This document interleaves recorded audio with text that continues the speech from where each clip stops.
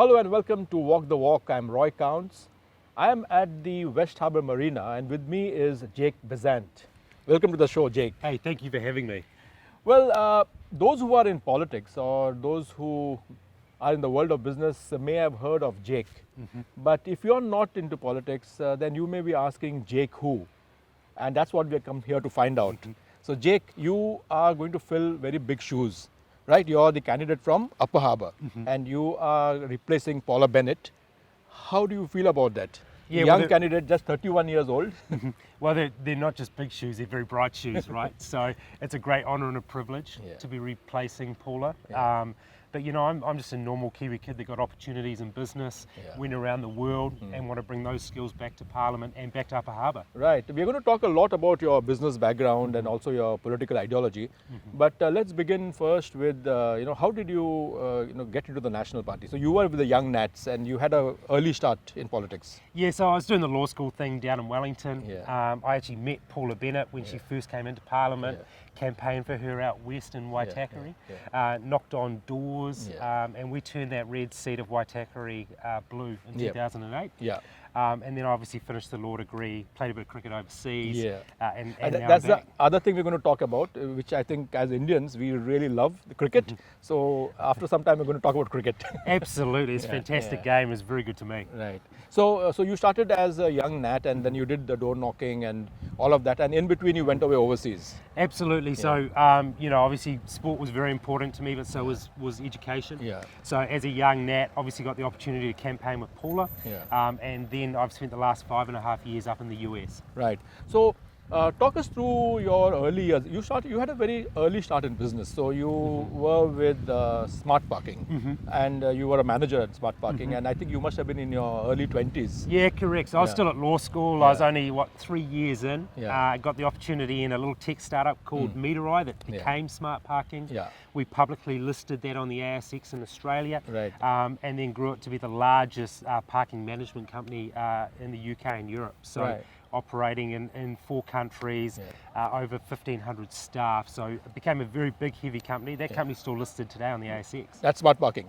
How did you then go to Parking Sense? And what's Parking Sense all about? I read somewhere that it was a small startup with just 5 people. Yeah, correct. So there was 5 of us that started the business in Cambridge. It was a really good little opportunity to start something from a kitchen table, but we always knew we wanted to take that up to the US. So, Parking Sense was sensors, Bluetooth beacons, all based around transport and parking. Best way to describe it for everyone at home is when you look at your phone, sometimes it'll say it's 25 minutes to somewhere. We were feeding that information into Google, and inside about 2.5 years as CEO, I grew it to the largest company in the US in that sector, and then inside 5 years through a couple of acquisitions, we made it the largest in the world in its sector, operating in 51 countries today. So you worked in Silicon Valley with a small staff to begin with, and then you probably got angel finance, venture finance, and then you grew the company. Absolutely. So we were working with all the largest companies in the world, so Google, Apple, Amazon, some of the big property groups, and just really grew it from there. And then we knew that as a tech company, as you know, you have to grow really, really fast. So we got some investment, we did some acquisitions, and really looked at some of the other big markets, so Europe, South America, Middle East. So what does Parking Sense do? I mean, what does the app do? How does it work? So effectively, it takes what is a traditional parking or transportation experience, which is I need to go somewhere, I find my way there, I pull a ticket, I stop at a gate, whatever else. Now with Parking Sense in the US, before you leave home, either on your phone or in the in-car navigation, it'll give you your options based on where your calendar's saying you're going, and it will guide you not just to the facility you want to go to, but it'll actually guide you into a space and connect up via low energy Bluetooth and say, Roy, he's parking in space 21 in this building. You walk away. When you come back to your car, which it'll guide you back to your car, it sends you a receipt. So you don't have to pull tickets, you don't have to go to a pay machine anymore. And then obviously we collect that data to make it a better experience for the driver. Awesome, absolutely awesome. So once you grew the company and you sold it, you got into some other venture, wasn't it? It was something to do with electric cars. Correct. So a company called Invisible Urban, which is based around charging electric cars. I mean, New Zealand's a great place for this kind of technology because we're 90% renewables, right? I mean, it makes all the sense in the world to have an electric car.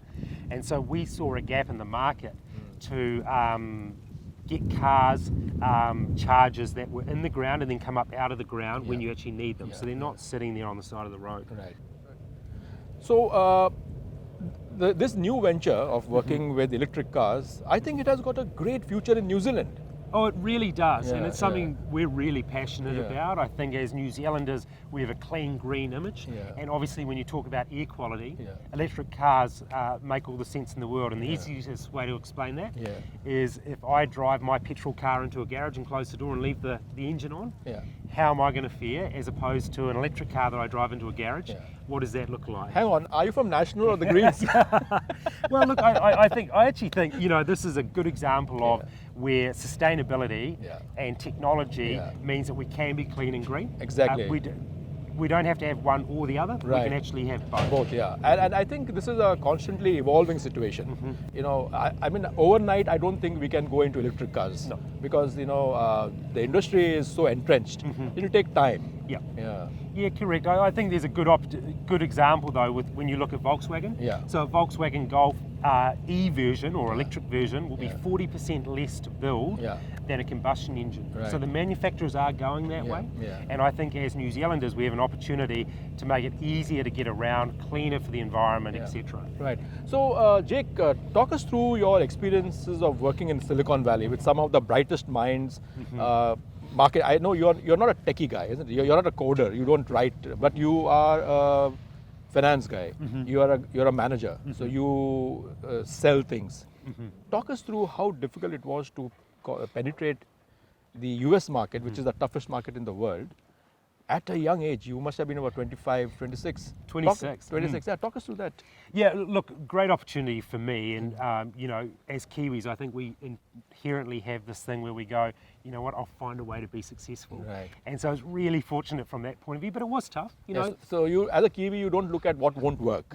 You're looking at what can I do different? Well, and as you know, as partners, we were all in, right? We had all put money against our houses and whatever else. So we had to make it successful. So you just find a way. But the other thing I'd say is that, you know, in Silicon Valley, actually being a Kiwi is a benefit. You know, people like you because you're a bit different. You're aspirational, you're hardworking, and everything else. So that was definitely an advantage. But there were certainly some pretty tough times too. Right. So.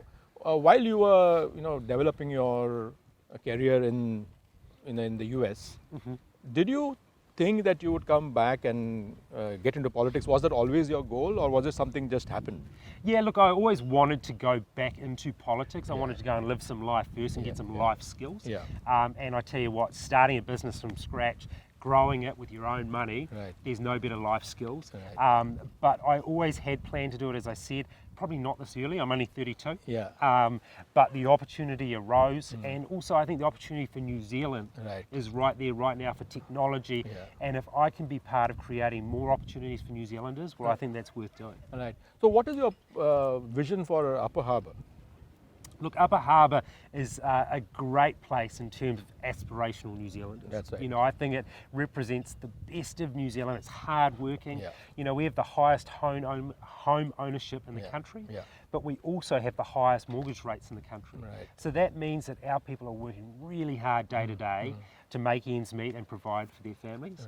So I'm aspirational to see Upper Harbour really grow and provide more opportunities here so that the children in Upper Harbour and the people of Upper Harbour can take advantage of those opportunities. And look, I think Hobsonville Point is a really good example of how government can get the framework right so that we can build houses quickly, we can build infrastructure quickly.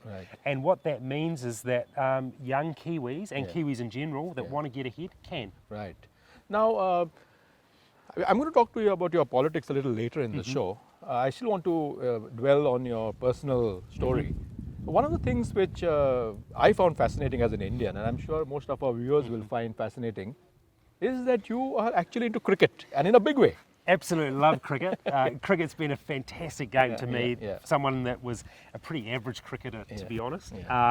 So as a young guy, I was 2 years into university. I got the opportunity to play professionally in the UK for 2 years. And that was, 19 years old, 2 seasons of cricket, 4 days of cricket a week. It was just fantastic. Right? I loved it. So I was in Yorkshire. The good people of Yorkshire looked after me very, very well. But cricket's been a great game. Made a lot of friends around the world because of it. Yeah. So you worked with the Kiwi schools cricket. What was that? Yeah, Kiwi cricket. So when I was back in New Zealand for the New Zealand summer, I was coaching. So effectively you turn up with these bags of cricket gear, about 120 kids would turn up to a park somewhere, and basically you were introducing the game to young New Zealanders, 5, 6, 7, 8-year-old kids. And then I'd also do some coaching of older kids and young adults as well. Just loved it. I lived and breathed the game for a long time. When I wasn't coaching, I was playing. When I wasn't playing, I was on the roller on the ground. I just really enjoyed my time playing cricket. So tell us about your stint in England playing cricket, which is the home of cricket. How was it, and especially in Yorkshire, which I think we got the great boycott from there, boycott. Absolutely. No, look, they live and breathe cricket in Yorkshire. There's more cricketers in Yorkshire than there is in the entire Australian continent. So, loved every minute of it. When you weren't playing, you were training. You got to play a lot of traditional games as well. So played for the MCC, played for Yorkshire Gentlemen, and you played the game in a very traditional manner. So it was a lot of fun. So this is a trick question. Besides Black Caps, which is your favorite team, which is your next favorite team? Oh, have to be India. Are you being... No, absolutely. You're not taking me on. No, look, and I'll tell you why. I think some of the great players, and obviously Tendulkar comes to mind, and Gavaskar and whoever else, but actually for me, VVS Laxman, the way he played the game, the wrists, the way that he could bat was unbelievable. So I fell in love with watching Laxman playing the Australians. And so, no, I'm a big fan of Indian cricket. I think I don't know if you remember this match in Eden Gardens, which India was following on, and the match was lost, and then Lakshman comes up and scores, almost a triple. And they take the match away, and then Australia lose after getting India to follow on. And that was, I think, the greatest in my, the years that I've been watching cricket. Lakshman's batting, you're so right. It's the greatest exhibition of batsmanship. Were you a batsman or a bowler, or both? Well, I was a batsman, so I'd bat up the top, either bat at number 3 or 4, or up the top in the shorter formats. I did bowl a little bit of rubbish off spin, but it was rubbish off spin. Right. So, Jake, we have had a wonderful conversation up to now. Why don't we move to another location, and we'll continue our conversation there. Great. Okay. Look forward to it. Okay.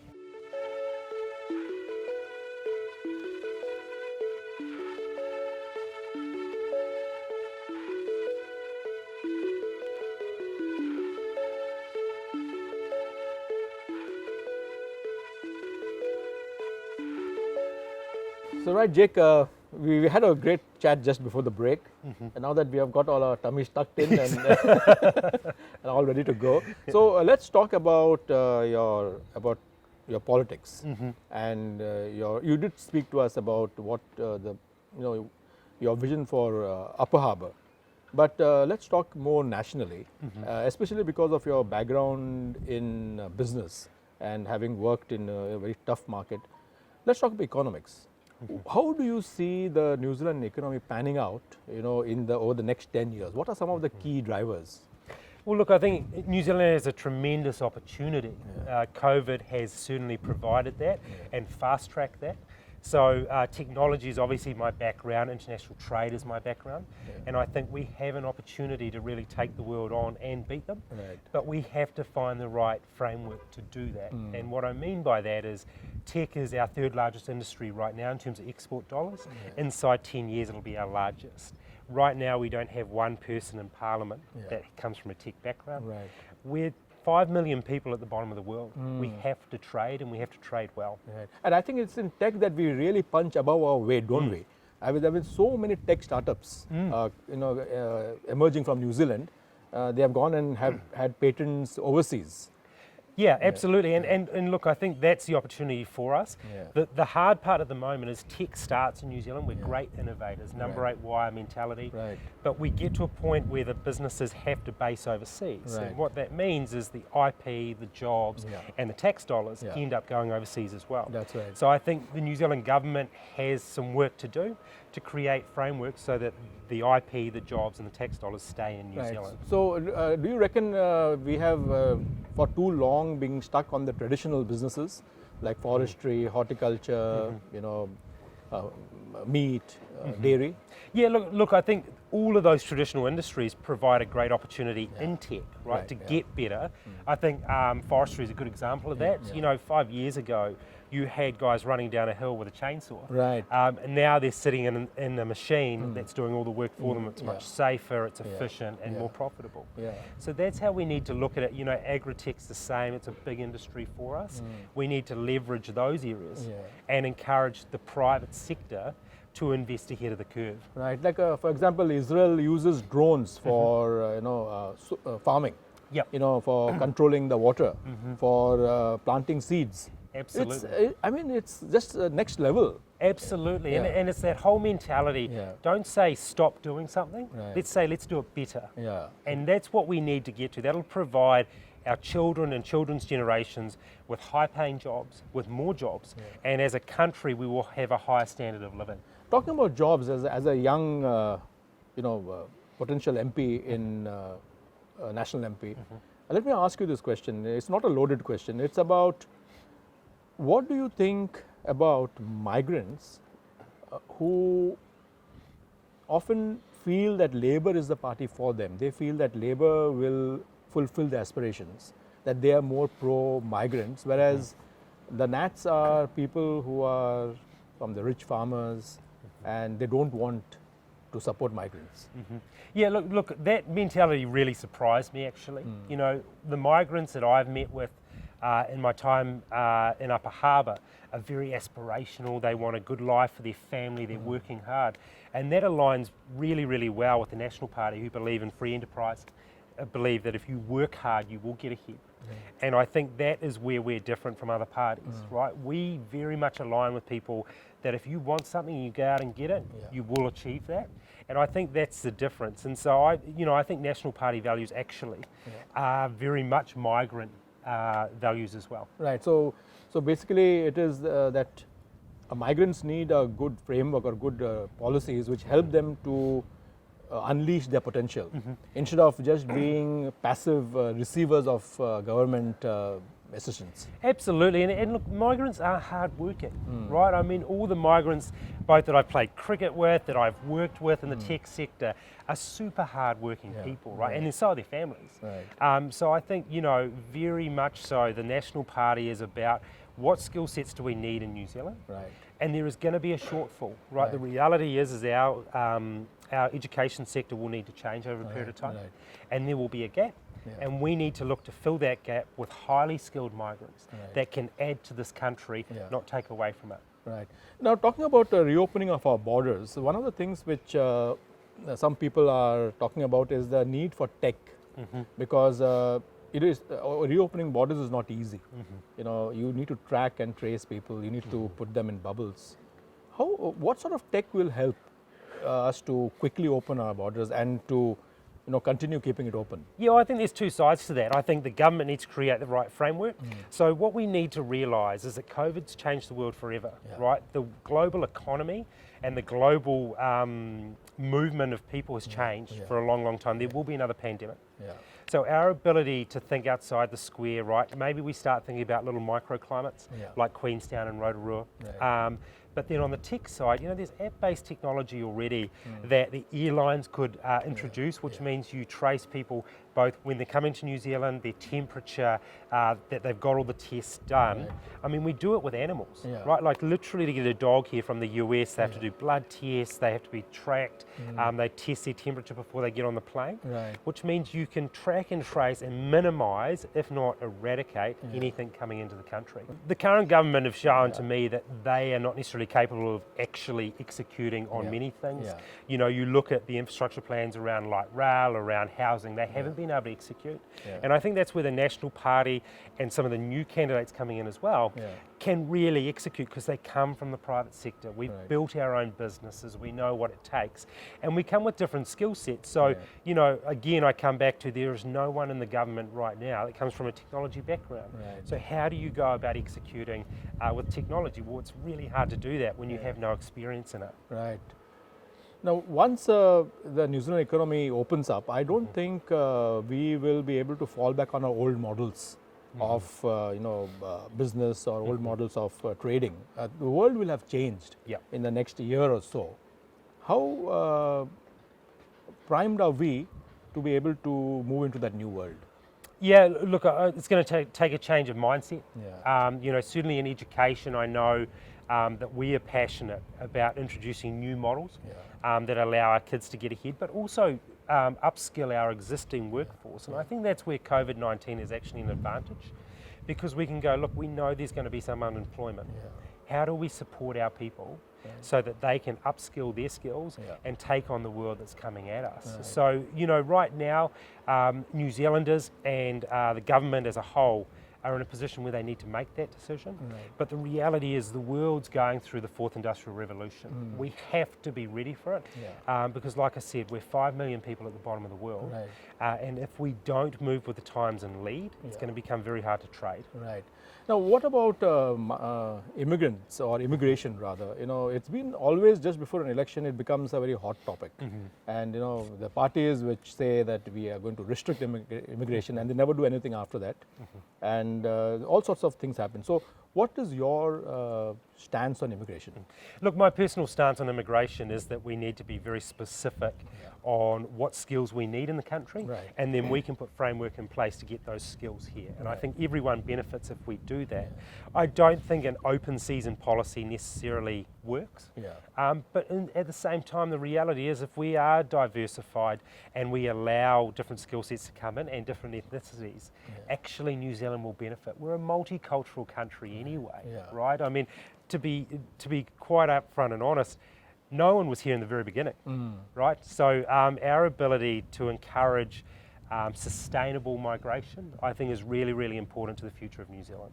There was a study done many years ago which said that if the population of New Zealand were to be 10 million, which is double of what it is today, it probably would have a much larger economy. But that means you need to get that many people into the country, which is not actually feasible. So where do you stand on that? Yeah, two things. One, I would say, you know, the land mass of New Zealand is about the size of the UK. And yet they have 40, 50 million people, and we have 5. So we do have the ability to grow our population. I think we have to look at how we do that, particularly in the regions. But second of all, New Zealand's economy has done very, very well based on being a premium product. So we provide the world with premium exports, whether it's wine, produce, technology, software. As soon as we try to get into a commodities race, we're not going to win. We're 5 million people. So we need to be very focused on what we want to be and where we want to land in the world. And talking about trade, most of the New Zealand parties, including National and Labour, have generally backed China. There was a time when China was really galloping, you know, it was the second or third largest economy. Before that it was Japan. India is moving up. We are already the 4th largest, I think. And moving up, and the next, by 2030, it seems it will be the 2nd or 3rd largest economy. What is your stance on trade with India? Yeah, look, I'm a big fan of trade with as many countries as possible, particularly countries that have values that align with New Zealand, and I think India does, you know. And it's not just trade of goods, you know, I think there is a real opportunity in sport, as we have talked about in cricket, to have a real back and forth between India and New Zealand.